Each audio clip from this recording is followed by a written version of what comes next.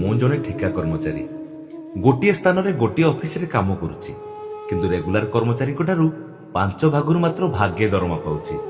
ତଥାପି ମୁଁ ଖୁସିରେ ଅଛି। ଦରମା ପ୍ରତି 2-3 ମାସକୁ ଥରେ ମିଳୁଛି, ଆଉ ଇପିଏଫ୍ ଇଏସ୍ଆଇ ବି ଠିକ୍ ସେ ଡିପୋଜିଟ୍ ହଉନି। ତଥାପି ମୁଁ ଖୁସିରେ ଅଛି।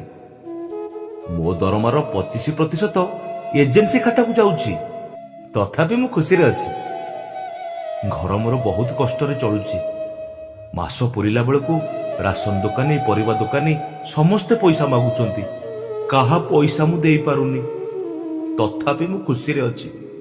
ପର୍ବପର୍ବାଣୀ ଆସିଲେ ପିଲାମାନଙ୍କ ପାଇଁ ନୂଆ ଡ୍ରେସ୍ ଟିଏ କିଣି ପାରୁନି, କି ତାଙ୍କ ପାଠପଢା ଖର୍ଚ୍ଚ ବି ଠିକ୍ ସେ ବହନ କରିପାରୁନି। ତଥାପି ମୁଁ ଖୁସିରେ ଅଛି।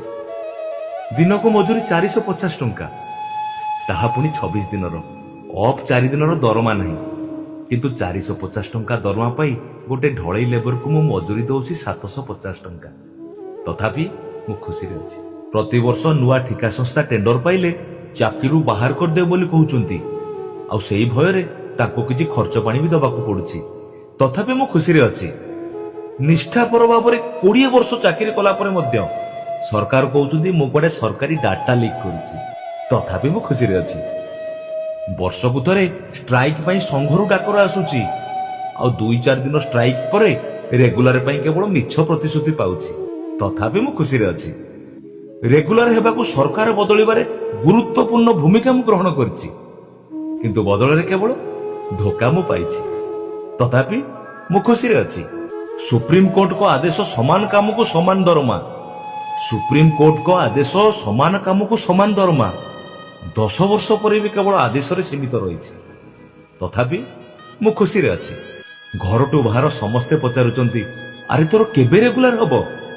କିଛି ଉତ୍ତର ନ ଦେଇ ହସି ଦେଇ ବାଟେ ବାଟେ ଚାଲି ଯାଉଛି। ତଥାପି ମୁଁ ଖୁସିରେ ଅଛି। ରେଗୁଲାର ହେବ ବୋଲି ଆଶାରେ ରହି ରହି 60 ବର୍ଷ ବୟସ ଆଡକୁ ଅଗ୍ରସର ହେଉଛି। ଭବିଷ୍ୟତ ମୋର ଅନ୍ଧକାର ଦେଖାଯାଉଛି। ତଥାପି ମୁଁ ଖୁସିରେ ଅଛି। ତଥାପି ମୁଁ ଖୁସିରେ ଅଛି। ହଁ, ତଥାପି ମୁଁ ଖୁସିରେ ଅଛି।